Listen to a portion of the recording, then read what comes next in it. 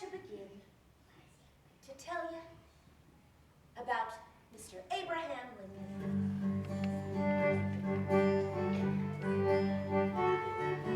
Abraham! Time to rise, son. We got pig stalls and fences to finish, Sarah. I hope you have not been reading into the night again. Sun's almost up and you need to be awake. Yes, sir. I'm coming. Now, I've hired you to cut down 3 acres of the Johnston farm if you can finish with me today. Johnston said if you're as fast as your reputation, he will pay you 25 cents a day, which I expect you to give straight away to me to help support this family. You understand, son? I do, sir. All right, grab your axe. Come on. Be careful, Abraham. With the sharp axe? Yes, with a sharp axe. Oh, I think as long as I swing it away from my long feet, my toes will remain with me, Mama. Thomas had 2 children, Abraham and Sarah. I had a place in my heart for Sarah the very first time I took her in my arms. Since my mama died, I've been the one to do all the washing and cooking and cleaning around here. I'm so glad that you have come to live with us, Mama Sarah, and that we have the same name. Hey, you want to hear me talk out loud like a preacher man? I can, you know. I've been reading a book called Lessons in Elocution. What's that all about? Well, it teaches you how to talk in a way that would make lots of people want to listen. I've been listening to the preachers practicing and memorizing the things they say. See if I don't just sound like a preacher man. What do you want to do that for? Well, I just think it would be fun to talk out loud and have lots of people listen to. What are you doing up on that stump? Practicing my preaching, you want to hear? All right. Now I want all you good people in Little Pigeon Creek to listen to the story of one of the greatest prophets of the Bible. His name was Jonah, and he was so gall-darn dumb, he got himself swallowed by a whale.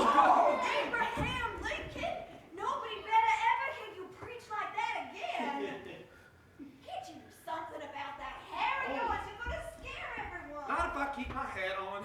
Now, Abraham, might I speak with you a moment alone, son? Well, I need you to write a letter for me. I know that you know more words than most folks in this town. This letter is very important to me, son, and I must ask you to keep it entirely private. Well, then I hope to earn your trust. It was at that very moment Abraham understood there is great power to do good in being able to read and to write.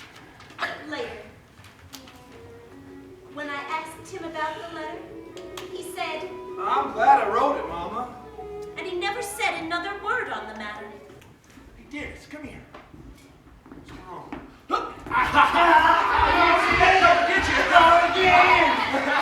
Get off of me. Speaking of which, anybody see where the punch bowl is? Hey, round there, my pinky spots your face. You want some bread? I'll say, hey, do you think there'll be left for any of the folks after the cows and pigs arrive? This is a barn. Dennis, aren't you going to ask me to dance? I sure like to, Miss Elizabeth. Right now, I'm laughing too hard. Well, one day I was laying there on that flatboat, just dreaming of places far away, when all of a sudden a steamship came into view. 2 men came down to the shore, and they had big old trunks, and they hollered out to me. You there on that flatboat? Can you come ferry us and our luggage across to that there steamer? We'd be much obliged, but we need to go now. We're in a hurry. Let me help get your trunks on my little vessel Aren't you, here. son? It's heavy. You're a pretty skinny looking fellow. Well, don't let my looks fool you. I'm even skinnier. Let's go. Well, I think everything's barred. Can't you go any faster? You know, gentlemen, I am reminded of a story. Go on. Well, once upon a time there was a rabbit, a hare. He was fast, and boy, did he know it. I can win any race, said the hare. Well, one day that hare was going down the road, and he came across a tortoise that was moving along ever so slow. What kind of story is this? I've never seen anybody move so slow, said the hare. Well, answered the tortoise, I may be slow, but I believe I could beat you in a race. Well, then I'll race in a row. And off that hare ran just as fast as his little legs could carry him. But you know, that hare was so sure he was going to win that he stopped and he took a long nap under an olive tree. And the tortoise just kept on walking, and he smiled as he passed that sleeping hare. Well, when the hare awoke, he ran the rest of the way to the finish line, but guess who was already waiting for him there? Who? The tortoise, of course. The tortoise! The tortoise had won the race. The tortoise way! The race does not always go to the swiftest, gentlemen. And here we are. Well, let me help you disembark. That was a good story, son. Well, thank you. Here's for your trouble and the entertaining crossing. Oh, your story, son. Mighty entertaining. The tortoise beat the hare. These roads are mighty rough. Oh, Not no, as rough as this river we have to cross. Take a look. the water is coming up over the riverbank. It is mighty swollen. And very swift. You think we can cross it, Ed? If my arms hold out, we can. And mine too. I may not be able to dance, Dennis, but I do believe I can hold on to a set of reins just fine. Yah! Yeah! Well, what book are you reading presently? The biography of George Washington. Oh, the first president of the Union. He was a warrior, Dennis. He led men. I've also been reading a book about rivers. Of course you have. Well, Abraham, over there to your right, there's a fallen tree. It's coming in the water. It's coming right for us, Abe. I've always loved rivers, Dennis, the great rivers of America. I've always dreamed about where they might take a First, person. it's going to take us to a break. If that law gets us, we'll tip over when we daughters, Abe. George Washington crossed the Delaware. He made his friends have a little fight. Can't be diverted. It's coming too fast. Robinson Crusoe survived the shipwreck. Come on, oxen. Move this way. No, I said this way.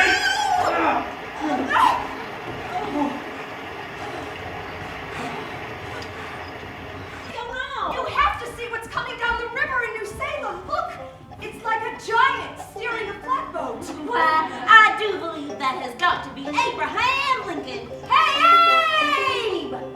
Abraham Lincoln, what was that? Oh, he's the feller I hired to take a flatboat of goods to New Orleans. Well- He's bringing back my boat. And he's having a devil of a time getting it to shore. Oh, Seems to be stuck on that dam. Sure could be the end of it. Oh, dear. What's it? Oh, he's rolling up his pants thanks to the push it. Pull it that way, son. No, oh, no, that way. Oh, I think it's stuck. it is stuck permanent. I don't think there's anything he can do. He's gonna have to set her adrift. He ain't doing much. Oh, he's having a struggle. What's he doing? I don't know. Why, it looks like he's making a hole in the bow to let the water in so that the stern will float up and get our boat over the dam. Oh, got her free. It ain't natural, and he ain't natural. Me and the boys think he's a sap. With all that book learning, I bet he's never penned a man in his life. Not like I have. Well, you are very strong, Jack. The strongest round here, and that's why I got me title champion wrestler of New Salem. You ever known anyone that could pin me? Nope. Well, then you best place your bets on me and tell your friends to do the same. What do you intend to do, Jack Armstrong? Set up a wrestling match between you and Abe Lincoln? Yes. Oh, I want everyone to see it. And then he can take his gangly bones back up the Ohio River, because there ain't room in New Salem for the two of us. Or will you bet on New Salem's own wrestling champion, Jack Armstrong? I'm a short man. Just look at that fucking book. These misses, I bet he can't win. If you think you can beat me, you don't know the difference between an ant and an elephant. Place your bets on me. All right, everyone, settle down. Let's get this match started. All right, gentlemen,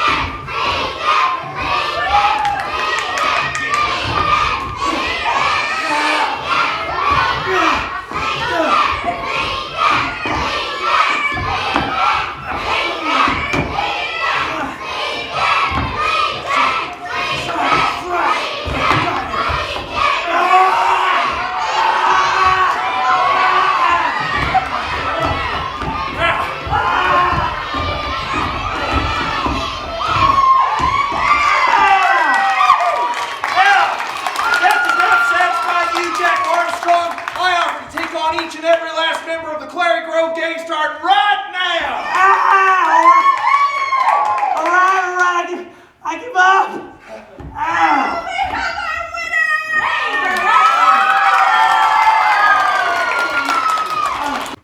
Gosh, I forgot to give the winner the correct change. I better take it.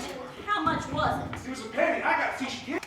Widow Burke lives 6 miles out of town. It is not necessary to go just for a penny. You'll see her another day. Oh, but it is necessary. She's a widow. She needs every penny, even this one, to take care of her children. It isn't right for her to be without it.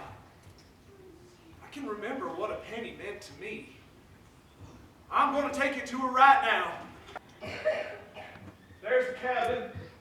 No lights, but a curl of smoke still coming from the chimney. Winterberg! Who's there? Who's there? Don't worry, ma'am. It's just me, Abraham Lincoln. Abraham Lincoln? What in the world are you doing out here so far into the night? You about scared me to death. Oh, I am sorry to have frightened you, ma'am, but today at the store, I forgot to give you all your change. I owe you a penny. And you came all the way out here in the middle of the night to return it. I knew you would need it. I do, son. I do. You are honest, Abe. Well, how can I ever thank you? Don't. You don't need to worry about it, never. Well, why don't you come on in and rest a while? I'll get you a slice of bread and a drink of water. Well, I do appreciate the offer, but if it's all the same to you, I think I'll walk back home. It's pretty nice. All right. Thank you. Good night, Abe. We like you, Abe. You run for the Illinois State Legislature, represent us folks here in New Salem? I'm just a fella from a one-room log cabin with no education. Well, you might need a little more culture. Only good friends will tell you that. And I do consider you to be good friends. You know, I do have some ideas. Well then, becoming a lawyer will be mighty handy. Becoming a lawyer just might ask that. But you see, I need more Books.